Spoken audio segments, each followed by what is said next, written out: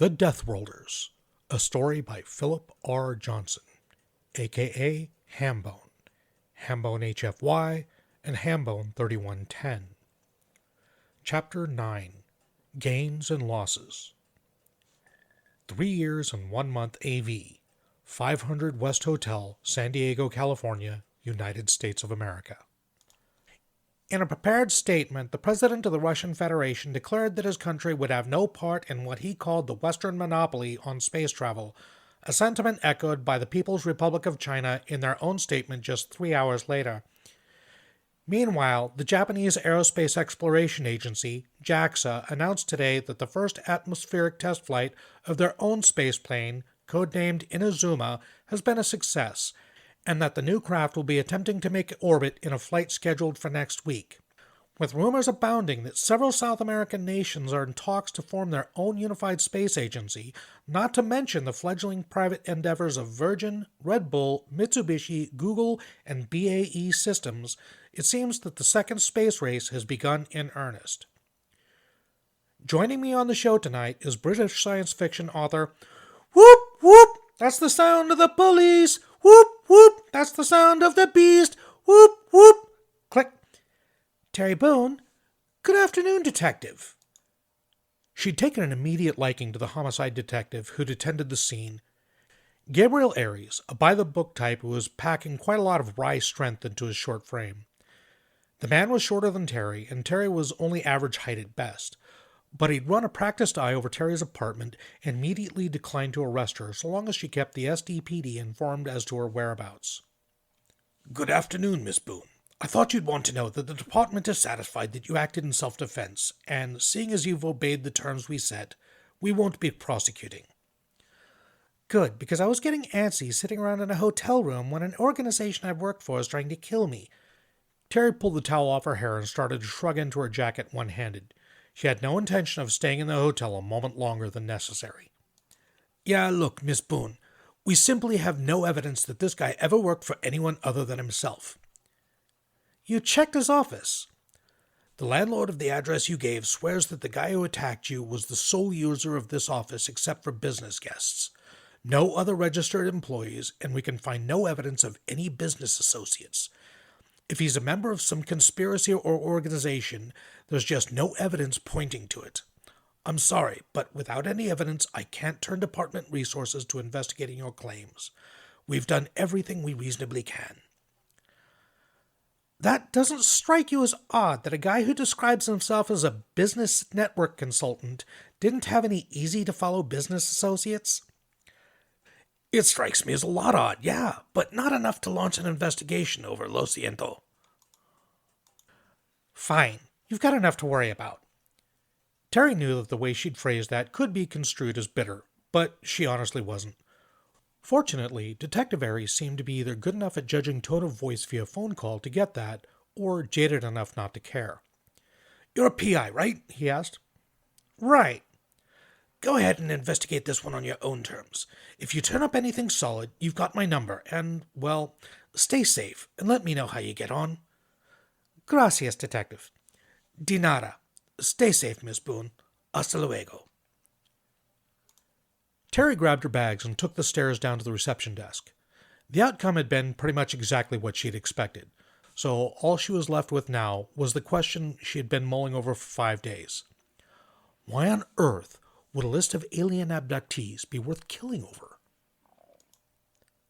3 years and 3 months AV. Bulford, ECTC, Salisbury Plain, England.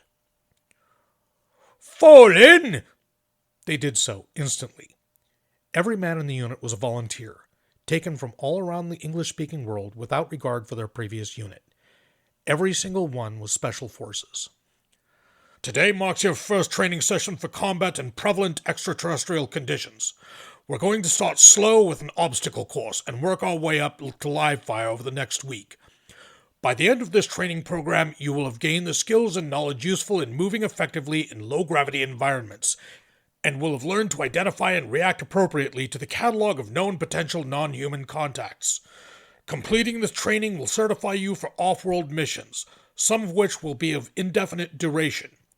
If anybody wishes to back out, Say so now, and it will not be held against you. None did. They had all already gone through far worse just to get where they were, and taken far more dangerous assignments during their careers. Their instructor waited a moment or two before nodding his approval, then gave a thumbs up to the control room mounted high along one of the tall inside walls of the ECTC hangar. He flexed his knees and absorbed the sudden change in gravity with practiced familiarity, resisting a smirk as the Spec Ops veterans all staggered, swayed, or exclaimed aloud at the difference. Line up! When I blow my whistle, you will run that obstacle course best time. Several minutes, bumped heads, scraped elbows, and bruised egos later, the last of the veterans flew off the end of the last rope and trotted to a halt awkwardly, instincts undone by the lower gravity. While all had, to their credit, managed exceptional times, not a single one had completed the course with their dignity completely intact. That was okay. This first run was planned to destroy any illusions you may have about knowing what you're doing, the instructor said. You have spent your life training for Earth's gravity, which is 30% higher than the off-world norm. That 30% makes a surprising difference, as you've just learned.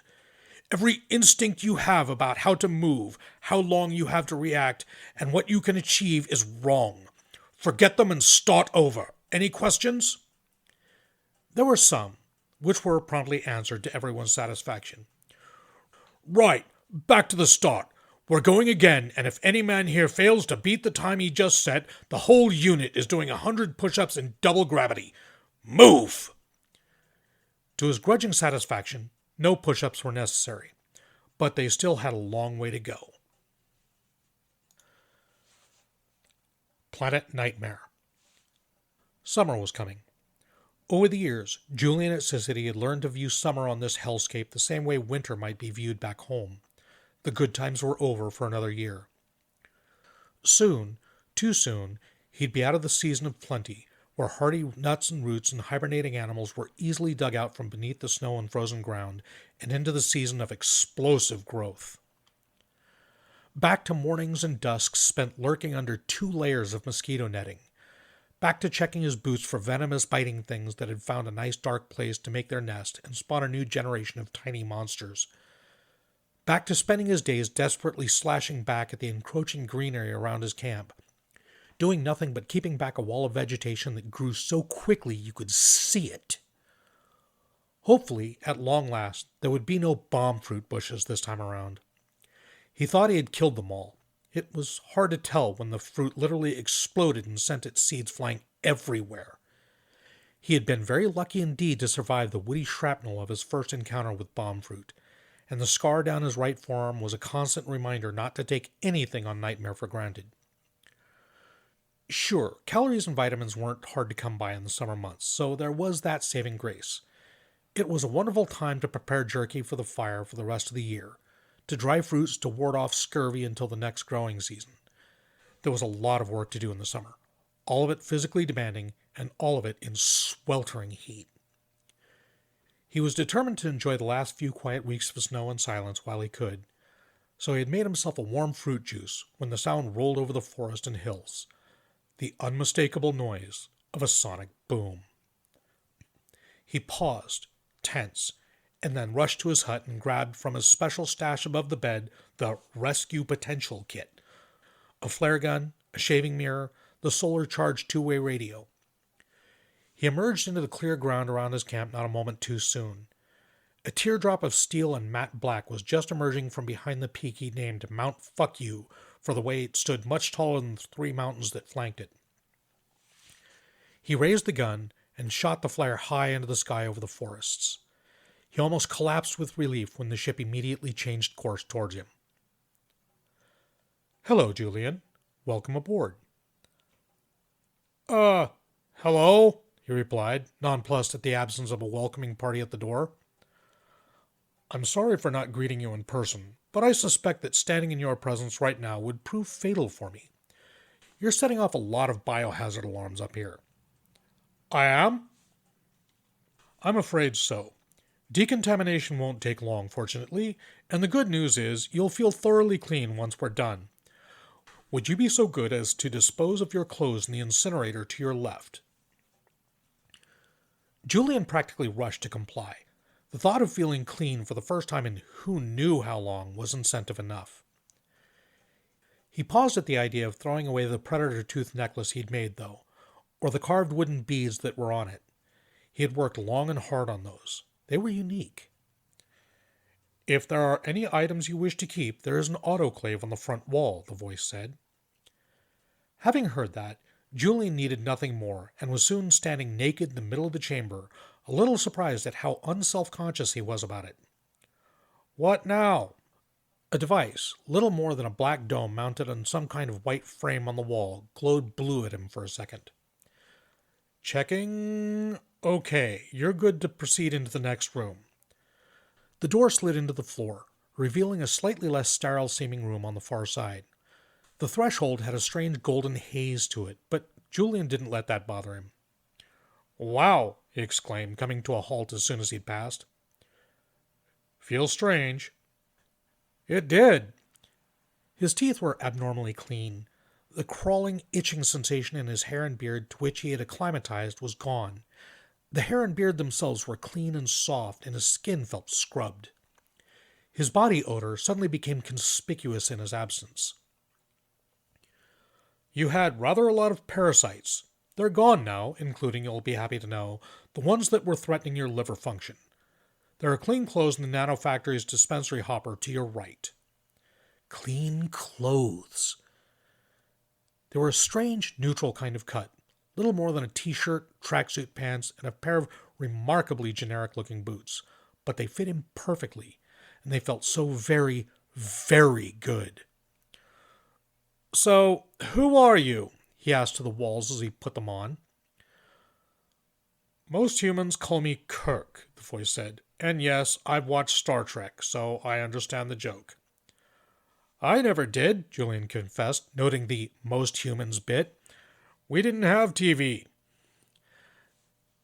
"Yes, I've read your file. The directorate wanted a wilderness survival expert who was low profile enough to be missed. A remarkably rare thing to find in any civilization." "Lucky me." "You should be proud. You've set a record for surviving on Nightmare that nobody else could have." "Can I go home now?" "I wish I could. I truly do. But there have been complications." "I don't like the sound of that." "I knew you wouldn't. Nobody ever does. Why don't you come on up to the common room and I'll brief you?" "And after that?" "After that, I'll be asking for your help." 3 years and 4 months AV. Cape Canaveral, Florida. "Here she comes." Pandora's engines were a low rushing sound like waves breaking against distant cliffs as she passed low over the facility. They went completely silent as she circled briefly and then set down on concrete, lifting herself only on the shaped fields of her S-Files module until her wheels kissed the hardtop. She was promptly surrounded by technicians who began the laborious checklist to ensure that she would be worthy to fly again. Riley Jackson took the ladder and patted the aircraft fondly before she strolled over towards the waiting entourage, stripping off her gauntlets. "So you're the new... Oh, Danny, you made it!" Danny Cho smiled at Riley. The pair of them had served in the same wing over the Middle East, and firm though sporadic friends, both married more to their jobs than actual people. "Sure did," he said. "I'll be flying Ariadne." Riley shook hands with him and then shared introductions with the other 4 pilots. Carice Davies, formerly of the RAF, flying Niobe. Steve Hogan, formerly of the Royal Australian Air Force, flying Medea.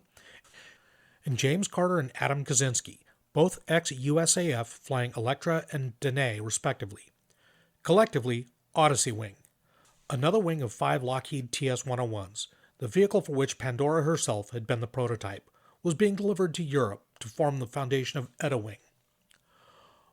Baldur, Dagur, Freya, Magni, and Skadi, but they wouldn't be ready for another few weeks yet, and there was talk of establishing a wing in the southern hemisphere called Tehuaki Wing. Between them, the Russian, Chinese, and Japanese efforts, plus private campaigns, Riley suspected that her sky was going to start filling up before long. It was a bittersweet thought. "Did you hear that Red Bull got their prototype up?" Danny asked as they walked in a loose group to the hangar. I didn't. Too busy swapping notes with an alien raccoon, he teased. Hey, he's a friend, lay off. But Red Bull? Seriously? I would have thought Virgin Galactic or SpaceX. Red Bull had their eyes on space ever since they sponsored Felix Baumgartner, Davies said. Riley decided that she liked her accent, which was soft and melodic, but still had a bit of workmanlike grit.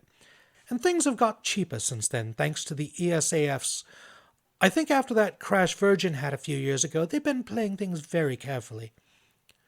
They stepped through the slightly ajar hangar door, and Riley couldn't suppress her smile at seeing 5 more Pandoras waiting inside. Except, not quite.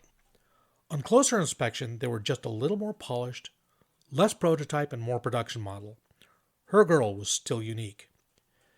Did they go FTL, she asked. Yep, just a little jaunt out to Ceres and back, Danny told her. Think they'll set anything up out there? Asked Kaczynski. Davies scoffed. Somebody needs to, or they're never going to get the property laws sorted out. I guess we should just be glad the whole no weapons as space thing was repealed, Riley mused. The thus far silent Carter raised an eyebrow. How do you figure?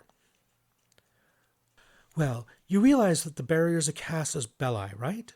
The GRA has been pretty clear that they consider the demilitarization of space to be short-sighted in view of some of the threats that are out there. Makes sense, I guess, Carter conceded. Not sure I like it. Get used to it, Wagon, she teased, because getting some weapons in space up there is going to be Odyssey Wing's first mission. 3 years and 6 months AV. Scotch Creek Extraterrestrial Research Facility. And the jammer is live. Nobody in the room needed to be told that. Every single one felt, rather than heard, a highly pitched keening that seemed to bypass actual sound and become an immediate feature of their audible world. That puts my teeth on edge, Martin Tremblay declared. Sorry, General. It's fine, Major. Just get this demonstration underway, Tremblay ordered. Bartlett nodded and swiftly complied. Simple enough. We open a wormhole and... He looked across to his colleague on the other side of the laboratory as the vacuum chamber in front of him became a visibly distorted knot of isolated space-time distortions, bending the light that passed through it in disconcerting ways. Anything? Not a whisper, the scientist reported. Bartlett shut the jammer off and everybody in the room untensed a little. At less than 10 meters, and that was a stable connection without any harmonic dampening, he announced. We've cracked it. Deploy one of these on any ship with a jump drive, and you'll be able to use that drive immune to detection by out-of-system scanners. If we stick it on a warp-capable minisat, we'll be able to completely block the detection of any FTL or wormhole activity inside the volume of effect, while the field itself will notify us of any that happens inside its ambit. He shut down the wormhole generator, and the abused space-time inside the test chamber sprang back into shape. Good, because without that, Werbs would have been a one-shot advantage. That comment came from Major General Gregory Pierce, Tremblay's superior and the man most directly responsible for deciding which of the Scotch Creek facility's incredible discoveries were Canadian national secrets, which were shared among NATO members, and which went global. As you say, sir, but now that we've got this, a test run shouldn't be difficult, Bartlett agreed. Not in soul, Tremblay said. Jammer or not, we should be careful. Pierce considered this. Symbrian? We don't know if that colony is even still alive, and even if it is, we really don't want Werbs linked to a human organization. Especially not one that officially doesn't exist, sir, Bartlett said. There are plenty of uninhabited systems out there. We just need a beacon to get to one of them. This isn't one I feel comfortable sharing outside of the treaty nations, gentlemen, and the agent works for the GRA. Well, it's either that or Werbs goes untested, Bartlett said. Heaven help us if we have to rely on an untested weapon for real, eh? I'll see what I can do. In the meantime, you'll be pleased to know that the Dragon's Teeth microsats have been successfully deployed. Edwin got the last canister up this morning. That's step one then, Tremblay said. How did the Asians take it? Russia condemned the move, obviously, Pierce told them. In private, though. Thankfully, they weren't stupid enough to publicly condemn us and leak what Dragon's Teeth actually does. The Chinese are yet to officially comment, but the scuttlebutt there is that they understand the practicality of the Dragon's Teeth system, but would have preferred to play a more active role in its deployment. Gracious of them. Leave the politics to the politicians, Pierce said, dismissing the sarcasm. You're doing good work around here. Damn. He paused as his office phone rang. Tremblay answered it, listened for a second, and then wordlessly handed it to his superior. Pierce. This was followed shortly by a what? Those two words set the general tone of a 3-minute conversation that ended with the general hanging up and looking thoroughly angry. The Russian Federation just declared for the Kelsey Alliance, he said. Tremblay frowned. They can do that? Apparently they've not only done it, but they've been giving practical support to the Alliance in the form of a Spetsnaz team, Pierce said. I should get back.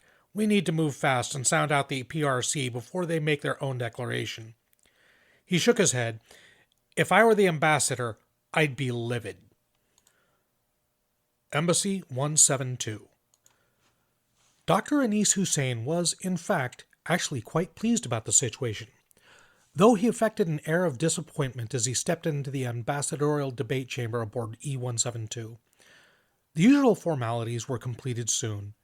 The aliens were as keen to get started as he was. It was the Kurumbura ambassador who spoke first. Ambassador Hussein, this is grave news indeed for us. It would seem that your political blocs are not behaving obediently. I did warn you, Hussein replied, calmly unfolding his glasses to examine a sheet of paper. Let's see.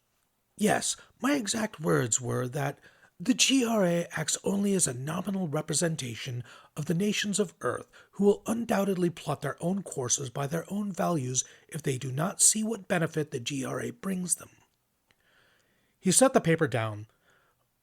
By which, gentle beings, and in case I was not adequately clear when I said that, I meant that any nation, treaty, alliance, or other one of our political entities might decide the same.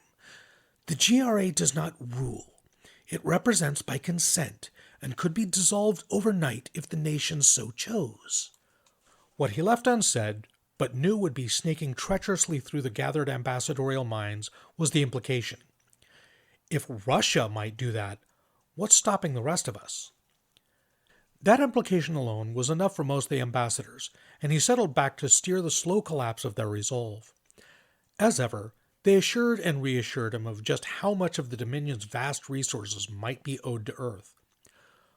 Much of which, in fairness, had already started to arrive.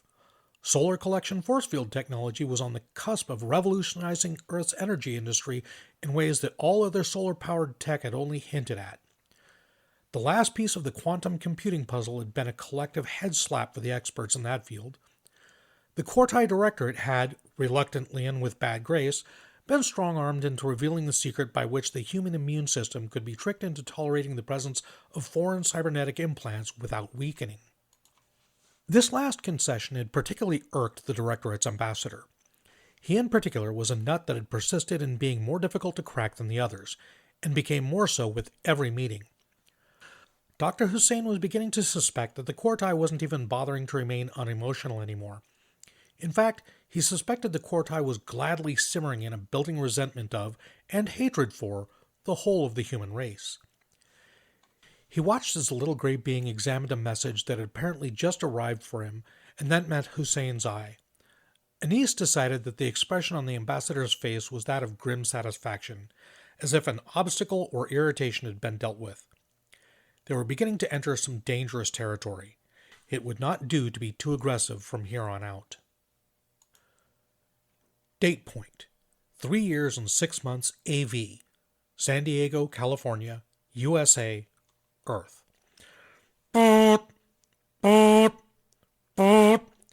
Detective Gabriel Aries. Aries, it's Terry Boone here, remember me? Sure do. ¿Qué pasa? How's your investigation going on? Long and dull. I'm sure you know how they are.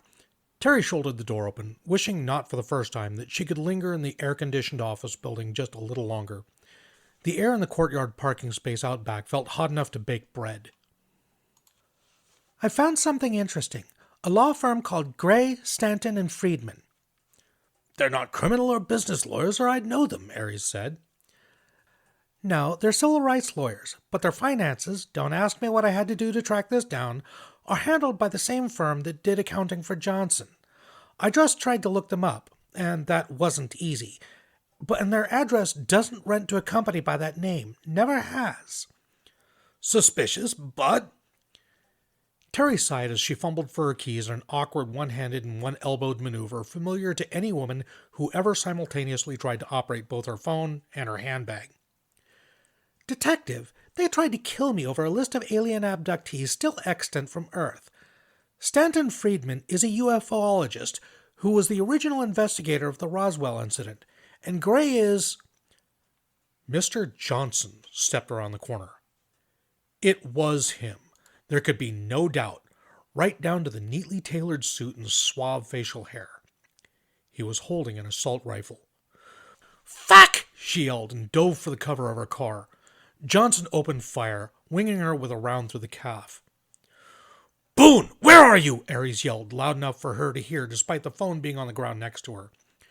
She shouted the address at it as she dug through her handbag for her M1911, cowering against the engine block as Johnson emptied the magazine. How? How the fuck? I killed him! He stopped firing, and she hauled herself up and around to shoot back, only to be confronted with an awful truth. The assault rifle had a grenade launcher. This revelation arrived only a shaved instant before the grenade itself turned her car into a fireball and a blizzard of steel shards. Terry was thrown halfway across the lot. She tried to get up, to keep fighting, amazed to be alive, and look down for a gun. There was so much less of her than there should be. There was so much more of her than there should be. Pieces that God had never intended to see the light of day. No! It was a sad, desperate thought, and it was her last one. When Johnson walked up and calmly fired a round through her skull for certainty's sake, Terry Boone's corpse didn't even twitch. Good morning, good afternoon, or good evening. I am the Casual Deathworlder, your host, and this has been The Deathworlders, Chapter 9. I hope you enjoyed listening to it as much as I enjoyed recording it. If you enjoyed it, please go ahead and smash that like button down below and maybe consider sharing it with your friends. If you'd like to hear more like it, go ahead and hit that subscribe button. As always, a huge shout out to my editor, Graygor. Thank you very much, buddy. I could not do this without you. And for those of you who are enjoying this and are interested in fantasy as well, the author has another ongoing story called The Nested Worlds. It is available to be read at Royal Road. I will leave a link down in the description. It's a very good story so far. I believe it's on about chapter 12 and ongoing. Let's see. What should I ask? Oh, yes. Okay. So, what do you think is the greatest science fiction television show of all time? Leave your answers in the comments down below. In the meantime, I'll see you all next time. Be safe. Bye-bye.